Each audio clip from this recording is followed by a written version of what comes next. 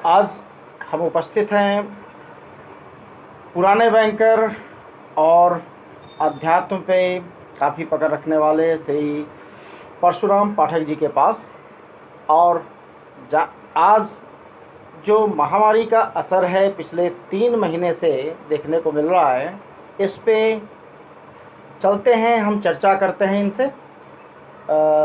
श्री परशुराम पाठक जी, आपका स्वागत है हमारे चैनल दिव्यरश्मि में। जी धन्यवाद।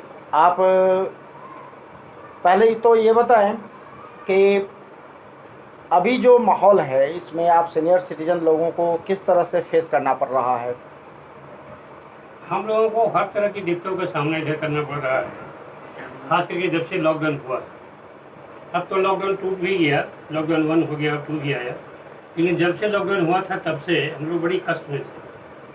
हर चीज़ के लिए बाहर निकलना पड़ता था। सरकार की तरफ से होती थी ये सुविधा है वो सुविधा है, हॉस्पिटल में आपका अलग काउंटर है, हॉस्पिटल में जाइए कोई परेशानी नहीं होगी, लेकिन ठीक उल्टा जो है इसका नज़र आ रहा है। कहीं हम लोग की कोई सहूलियत नहीं है, दुकानें भी आसपास की बंद रहती हैं, दवाएं उपलब्ध नहीं होती हैं, 4 बार जाकर कहते हैं तो कहीं लोग ला कर रखते हैं। इसीलिए इस लॉकडाउन में खासकर जो पिछड़े वाला वर्ग है वो सबसे ज़्यादा सीनियर सिटीजन का वर्ग है, इसे कहीं से कोई हेल्प नहीं मिल पाता। दावे बहुत अच्छे अच्छे होते हैं पर सब धरातल पर कुछ नहीं है, परेशान होते हैं।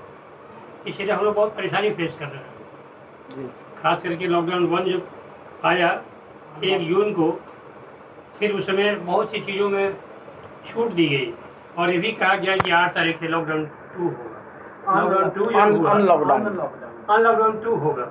अनलॉकडाउन 2 जब आज से शुरू हुआ है तो आज तो नज़र और बड़ा आश्चर्य दिखाई पड़ा। कहा गया कि सभी धार्मिक स्थल को खोल दिए गए, पर तुर्रा यह कि मंदिर में आपको मूर्ति नहीं छूनी, घंटी नहीं बजानी है। भाई कौन सा पूजा होगा? तो आप यही कहते हैं ना कि अब गेट बंद ही है, अब बाहर से प्रणाम करके चलते बंद। या जिस तरह से माहौल था उसमें कुछ दखलअंदाजी करने की कोई जरूरत ही नहीं थी, आप चुपचाप रह जाते। जो भक्त लोग थे जाते प्रणाम करके चले जाते। सच पूछिए तो मन ही भगवान का मंदिर है, वहाँ जाने की कोई जरूरत नहीं है। इसलिए हम लोग यही कर लेते। पर जैसे ही वहाँ गए मंदिर तो खुली दिखाई पड़ी, लेकिन वहाँ कभी समाचार सुनने को मिला तो मूर्ति नहीं छूनी, घंटी नहीं बजानी और पूरे सरकार के मापदंड के मुताबिक मंदिर में जाना है। बड़ा अजीब सा लगा और बड़ा विचित्र सा लगा। तो क्या आपको लगता नहीं है कि ये लॉकडाउन सफल नहीं हो पाया? सफल बिल्कुल नहीं हुआ। बहुत तजुब की बात ये रही कि शुरू में जब लॉकडाउन हुआ उस समय कोरोना की स्थिति बहुत ठीक थी, करीब नियंत्रित थी और हम सबसे अच्छे हालात में थे विश्व में। धीरे धीरे बढ़ता गया लॉकडाउन बढ़ता गया। लेकिन सबसे बड़ी दिक्कत तो तब हुई जब हम अब रोज़ 10,000 के रेट से चले जा रहे हैं और लॉकडाउन जो है, अनलॉकडाउन जो है हमारा 1 2 भी आगे चला आया। तो बड़ी तुरे की बात हो गई, वही विचित्र बात हो गई। जब हम कम थे तो परहेज में थे, अब जब हम इतनी ज्यामिति गति से बढ़ते चले जा रहे हैं तो हमारे यहाँ अनलॉकडाउन हो रहा है। क्या इसमें कहीं ऐसा तो नहीं दिखाई दे रहा है कि भारत विधर्मियों के चंगुल में जा रहा है? जब एक तरफ हमारा रामनवमी और नवरात्रा जैसा त्यौहार था तो लॉकडाउन किया गया और विधर्मियों के त्यौहार जब शुरू हो गए तो अनलॉकडाउन शुरू हो गया। इस पे आप क्या कहेंगे? ये भी लगता है जब से अनलॉकडाउन की स्थिति आई है उस समय से ही सरकार ये प्रेशर में जरूर रही और कुछ क्षेत्र के लोगों ने भी सरकार पर दबाव डालना शुरू किया कि शायद ये बंद नहीं हो, वो बंद नहीं हो, सब खुला रहे, हम सारा काम करते रहें। भाई जब लॉकडाउन हुआ तो सबों के हित के लिए था। फिर जो आवाज़ आई उसको आप पूरी तरह से विफल करते उनको समझाते कि लॉकडाउन सिर्फ आपके लिए नहीं हुआ, सबों के लिए हुआ है। फिर डिस्कशन हम कहाँ कर रहे हैं, ये बात समझाने की थी। लेकिन हमें लगा कि चुपचाप आप उनकी बातों से सहमत होते गए और जो जो उनकी मंशा रही कुछ लोगों की, उनकी पूर्ति के लिए आप खुद लड़ाई थे उसको पूरा कर चले गए। ये हमको समझ में नहीं आया सरकार की क्या नीति रही। लॉकडाउन जो पहले जो कम किया गया वो ठीक उस समय किया गया जब एक खास त्यौहार शुरू होने वाला था। उस समय दुकानें खुल गई, सही बात है। और आज जब सभी तरह के धार्मिक स्थल खुले हैं तो कोरोना 2.5 लाख क्रॉस कर चुका है, तो आगे क्या आपको लगता है? आगे हमें भी ये लगता है कि सरकार अपना पल्ला झाड़ी चली जा रही है, उझाड़ करके जो रेस्पेक्टिव आपको ये हैं स्टेट मिनिस्टर हैं, स्टेट चीफ मिनिस्टर हैं, उन पर फेंके जा रही है, और जो चीफ मिनिस्टर हैं डीएम पर फेंके जा रहे हैं, और डीएम जो है अपने माथा पर फेंके जा रहे हैं, और अंततः इसका दंश जो है दंश हम लोगों को ही झेलना पड़ रहा है, और लग रहा है कि सरकार इसे अपने आप को किनारे किनारे करते जा रही है। इसका एक उदाहरण है, कहा गया इतने लोगों की चेकिंग करी गई, क्या चेकिंग करेगी?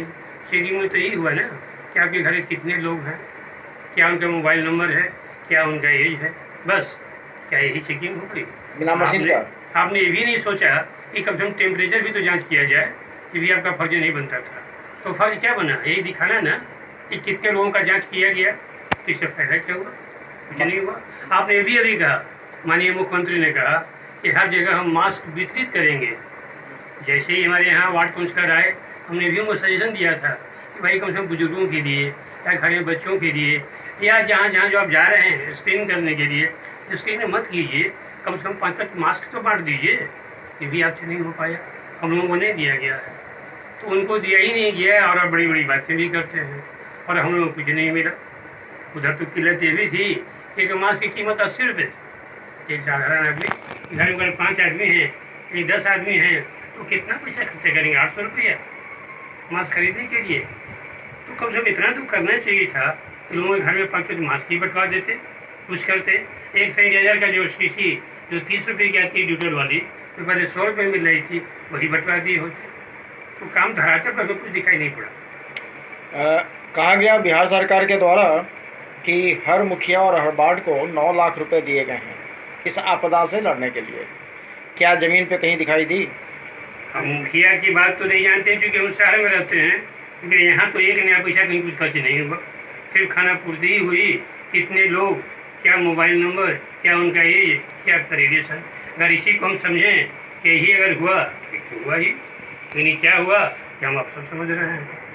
मतलब जब जांच होगा ही नहीं तो मरीज आएगा ही नहीं। जांच हुई ही नहीं, हाँ, तो मरीज भी नहीं आएगा, मरीज भी नहीं आएगा, तो हम तो एक नंबर पे रहेंगे। और तो मजे की बात और हमको समझ में आई कि कहा ही जाता है कि फलाना आदमी बीमार था, मर गया, ये रिपोर्ट उसके बाद आया। अरे भैया, रिपोर्ट जब बाद में आया उसका ट्रीटमेंट क्या हुआ? कि अगर पहले रिपोर्ट आता तो अकॉर्डिंगली ट्रीटमेंट होता, उनकी जान बचाई जा सकती थी। लेकिन फिर पूरा ये कि मरने के बाद रिपोर्ट आया, ऐसा 1-2-4 नहीं, बहुतों का रिपोर्ट आया। फिर जांच कराने से फ़ायदा क्या हुआ?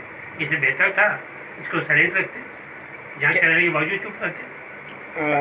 ये तो तरह से आक्रोश पैदा करता है लोगों में ना, जिनके लोग मर गए हैं उनके तो बहुत आक्रोश की बात है।